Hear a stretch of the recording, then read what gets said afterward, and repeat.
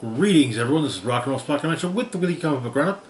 We've covered this week's X-Men and Avengers books, and now it's time to move on to other aspects of Marvel, namely Spider-Man. Kick things off, we've got Gold Goblin number 3. Where we left off, Norman Osborn, as the Gold Goblin, had his first run-in with the Queen Goblin, formerly Dr. Ashley Kafka. Well, a clone of Dr. Kafka. Also, and she kind of kicked his ass. Also, Jack-o'-lantern, who Gold Goblin had beaten in the first issue, had escaped from the hospital and was and had managed to retrieve his costume and paraphernalia and whatnot. So, yeah. So, Norman is trying to deal with things and also trying to get some rest during everything that's going on. But he dreams of a therapy session with Dr. Kafka where she pulls off his face, revealing green. She rips off his face, revealing the goblin face underneath, and then turns into the Queen Goblin herself, causing Norman to wake up. But he goes on patrol, helps it with all the limbo mess going on, saves some kids from their stuffed animal that came to life and lit their apartment on fire. Saves the kids. The kid's dad yells at them about when stuffed animals start talking, that doesn't mean they're suddenly your friends, but Osborn tells him that yelling doesn't work. Returns, he's apparently trying to find Dr. Kafka with the intention, figuring that if he kills her, he kills his sins. But Liz shows up. Apparently, it's Norman Jr.'s. It's Normie's birthday. Norman's grandson. He's arranged a party. He has a bit of a. He does have an issue with the fact that a Spider-Man was hired, or a performer was hired to appear as Spider-Man. But he tells Norman that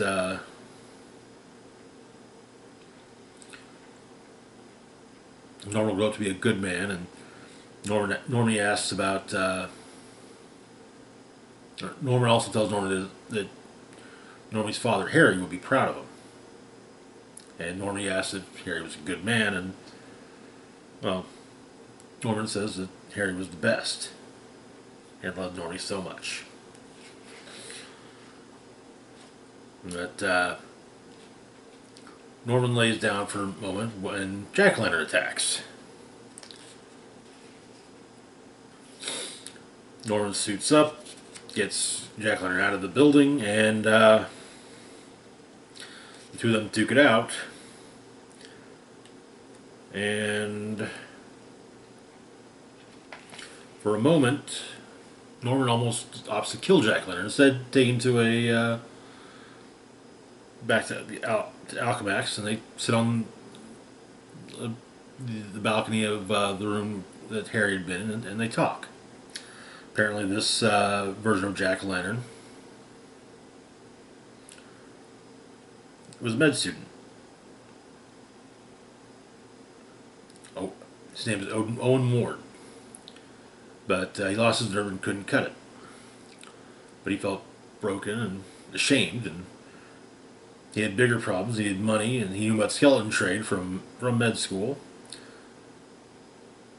Going price for good bones, and, well, he kind of looked up to Osborn as a businessman, and as the Goblin, Norman took what he needed. Kind of seemed invincible. But they talk, and then Normie comes out and joins them. And Jack-o'-lantern apologizes for ruining the birthday party. And that is where the issue ends. I gotta say, that was really good. And I'm kind of. I seriously cannot but feel like by that soon enough Norman's going to go back to being the Norman we all know and loathe. But we'll see. Moving on to our next book, we've got Spider-Man number 4. Where we left off, Spider-Man had been stabbed with a totem dagger and removed from the Great Web and seemingly from all of existence. Spider-Man, not another not a different Spider-Man. Yeah. So on Earth 44145, the possessed cyborg Spider-Man and Spider-Rex are trying to get something from that Earth Norman Osborn, who's being assisted by Spider-Man. But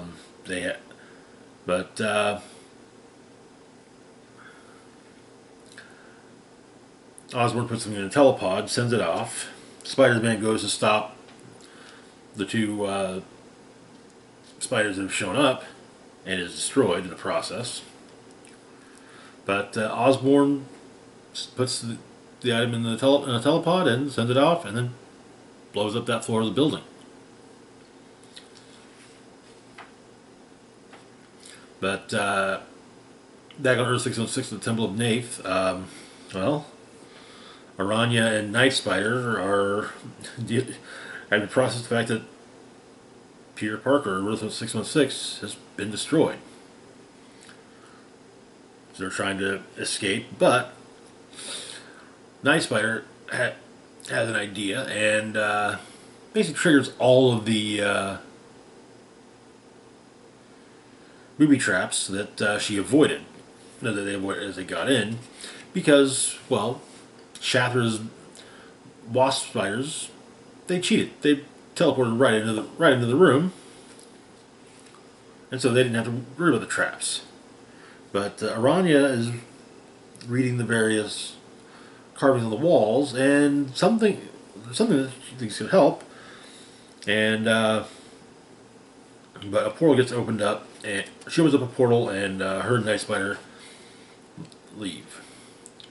On Loom World, Hunter Spider and Miles find out about Peter's death, and in an attempt to attack, to do what they can against Shathra at the source, but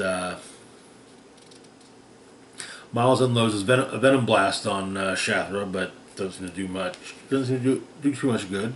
Singes her a little, but that's all.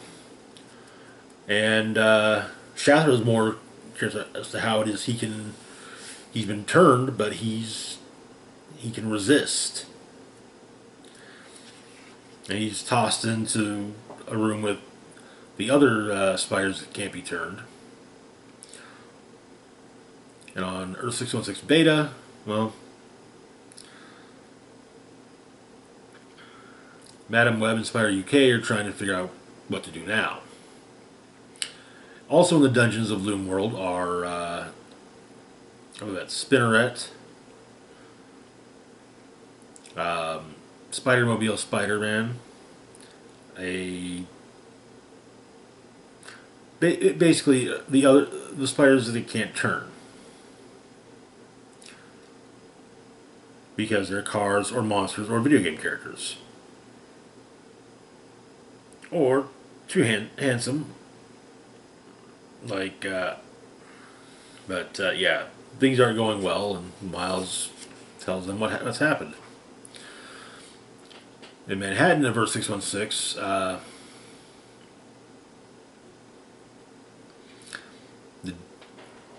the Princess Spider has been turned, and well, she's telling everyone about Peter's death, and almost eats her arachnid psychic Webster, but Webster's saved, and Silk knocks her out. But apparently, Madam Web has a potential solution. Peter Palmer, Spider-Man, no hyphen. across town at Oscorp Plaza, Norman Osborn's managed to retrieve a shipment that was from the NYP impound, and scientist who designed it sets it up as a telepod, much like the one seen on Earth 44145. And it activates, and a canister with some kind of web shows up. And a scientist who was working on the telepod picks it up and is revealed to be Peter Parker.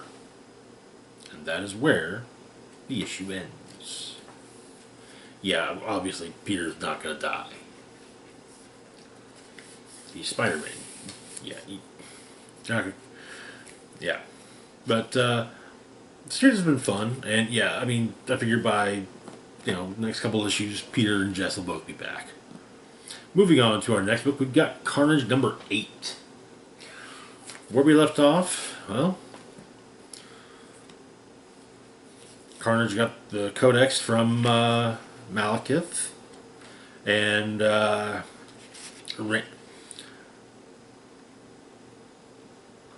arrangements were made between Carnage and Hela. John Shade, as well as Carnage, then continued on their various treks. Our primary story, however, part 1 of The Lonely House. A streamer breaks into St. S. orphanage, the orphanage that Cletus Cathy grew up in, having heard various stories, and upon entering, the phrase, "time to put some skin in the game," suddenly appears on the wall, with a scalpel showing up on the floor. But makes his way in, seeing various things. And to continue on, he has to keep on cutting on himself. Eventually, he comes upon Cletus. And it appears that Cletus is largely back, and seemingly with at least a degree of the symbiote still in him. Talks about his past there and how the travels he's done, but he always comes back to St. S.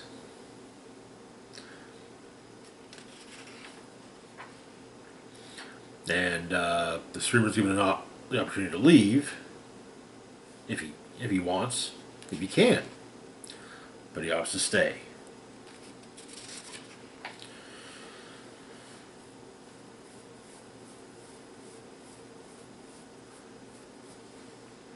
But and because there he can choose to be God. That is where the issue ends. Look, this is definitely looking like the beginning of an interesting story. Little interlude during the overall Carnage story, which also should be noted. Carnage is a book from one of last week's books, actually. Anyway, moving on to our next book, also from last week, we've got Spider-Man: The Lost Hunt, number 2. Where we left off,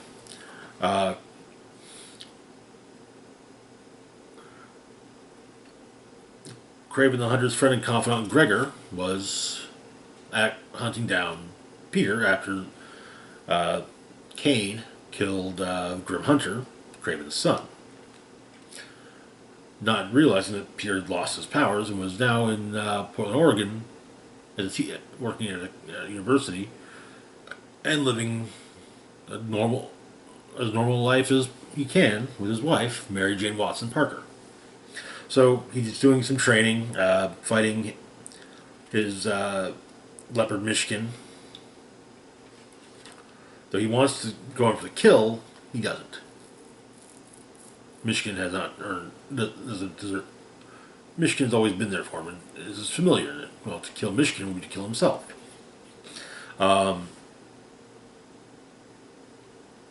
Meanwhile, MJ is comforting Peter after he kind of wrecked their apartment, having dealt with the hallucinations that he's been dealing with since Gregor's arrival. It suggested that he maybe call Dr. Kafka, but Somehow, Gregor is manipulating events, or manipulating Peter's mind state.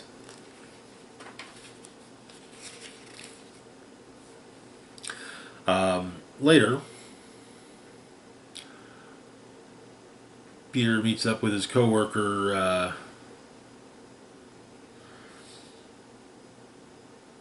Tracy Mekba, who I'm pretty sure is actually Calypso.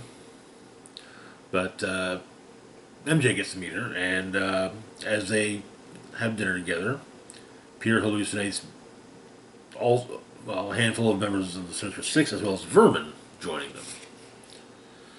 But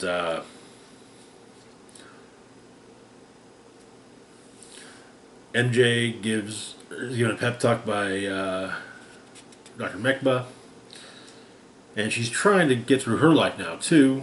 And there was a moment where she almost felt she could, where her and Peter were like connected the next day, but just as soon as it's there, it's gone. But Peter's been brought to Gregor.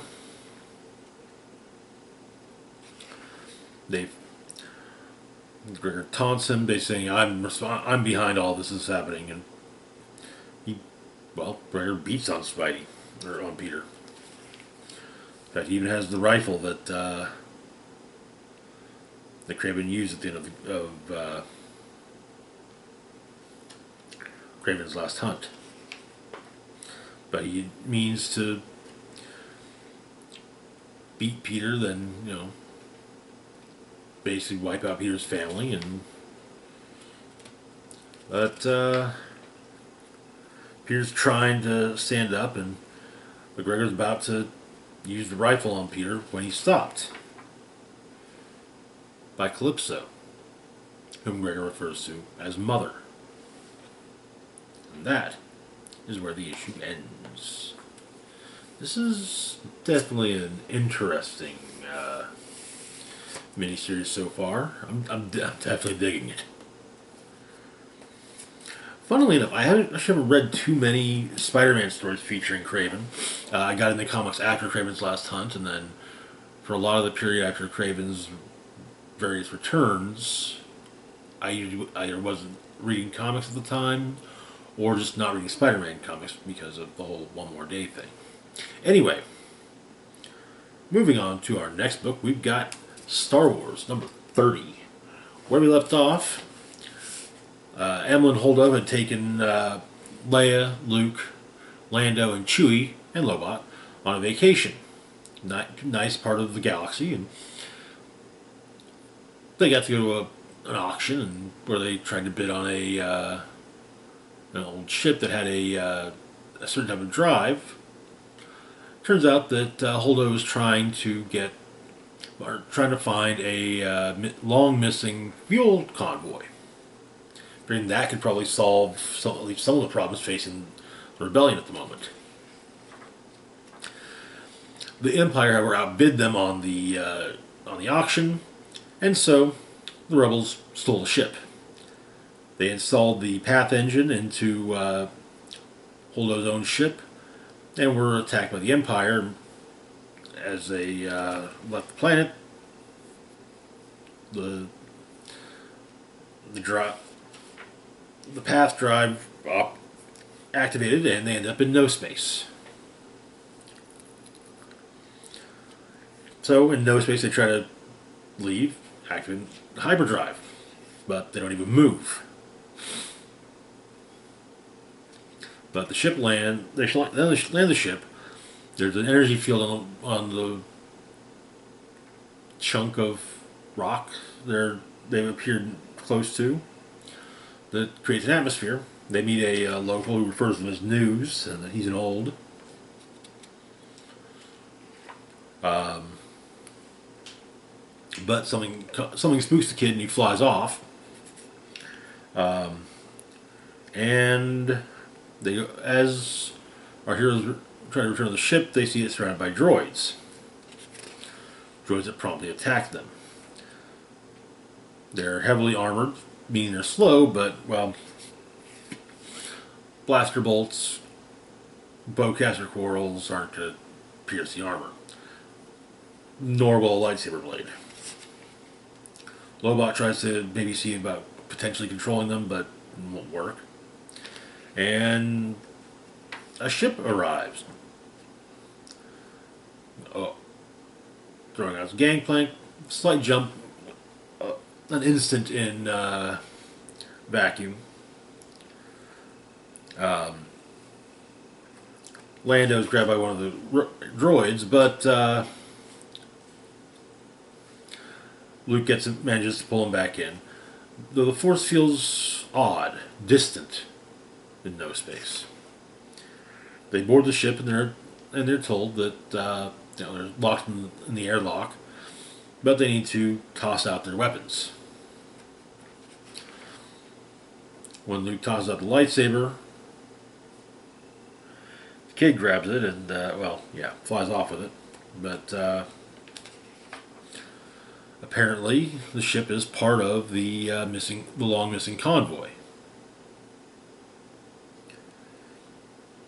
So, in fact, they're taken to the main ship from the convoy. But apparently, once you're according to Rebels hosts, once you're in no space, there's no getting out. So just you may as well just get used to the fact you're stuck there. And that is where the issue ends. Interesting. Gonna have to see where. Obviously, we know that that our heroes will manage to escape. After all, it's pre-Return of the Jedi. This is between Empire and Jedi, so we know they'll escape. Moving on, though, to our last book for the week, or for the moment, we've got Magic the Gathering number 22. Beginning the second arc. Let's take a look at there's our Secret Planeswalker variant, featuring Ashiok. Kind of fitting, given that kind of timely, at the Magic the Gathering 30th anniversary convention in Las Vegas a few months ago, the cosplay contest was won by a cosplayer known as Dark Pact Cosplay, who did a cosplay of Ashiok. It was an amazing cosplay. But where we left off, Liliana had enlisted the aid of Chandra to find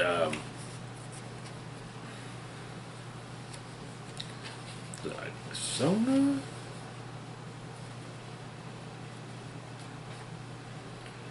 I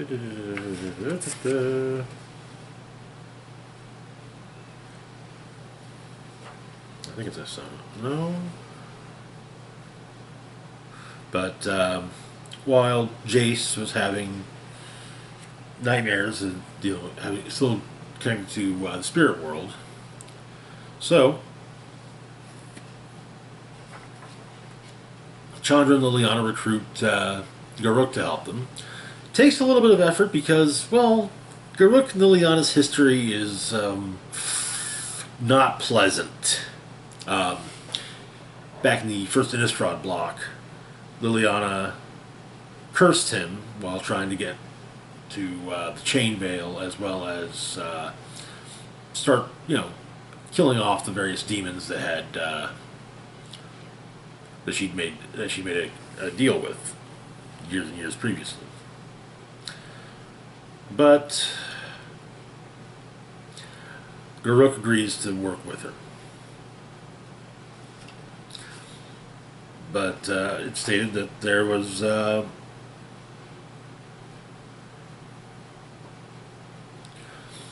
restore as the missing planeswalker wants to restore life to a plane. It's no easy feat, but it has been done.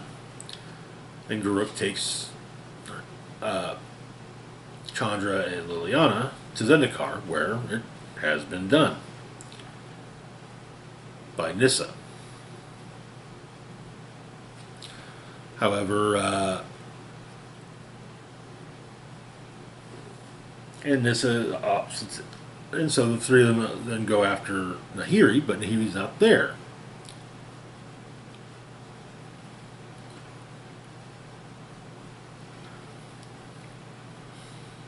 And so Chandra wonders why did Amanatsu just bring um,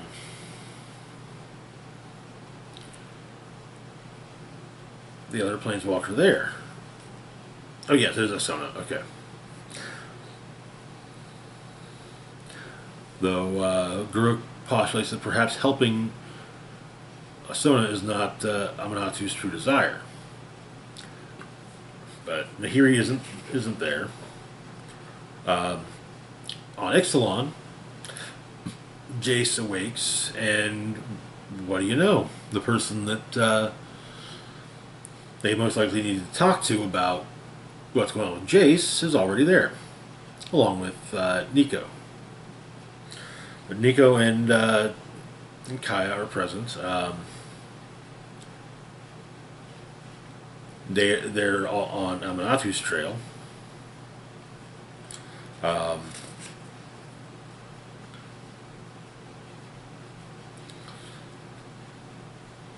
But we see a bit of Nico's travels, including to Kamigawa.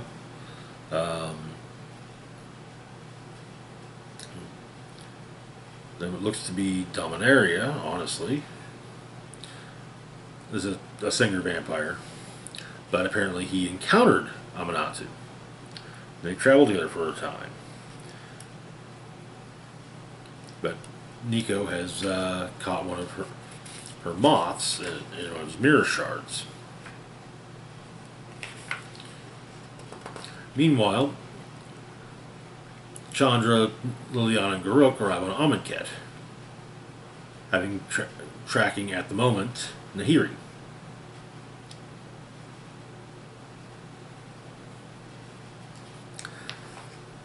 Apparently, they've managed to find a way to temporarily disrupt the various spells, keeping Mirage in check.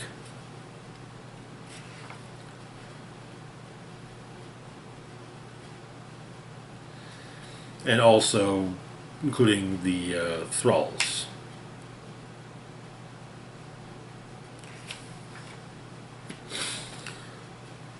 And Ral, which is helping them, with the explanation that it's, while he doesn't tell Chandra, Liliana, and Garuk that it's because of Nahiri, or because Nahiri and Amanatu have Tomek, it is kind of makes sure he's not doing.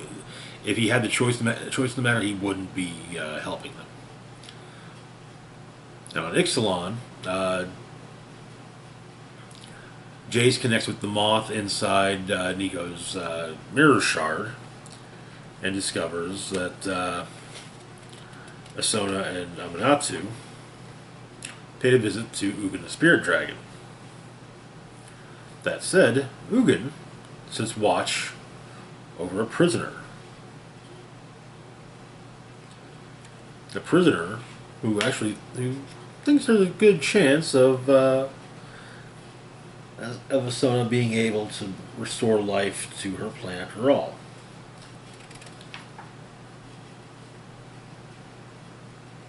Nicol Bolas, the Elder Dragon Planeswalker. And yes, Asona and Amanatu have joined forces with Bolas. And that is where the issue ends. Bolas is a great villain in Magic. I mean, he's entertaining.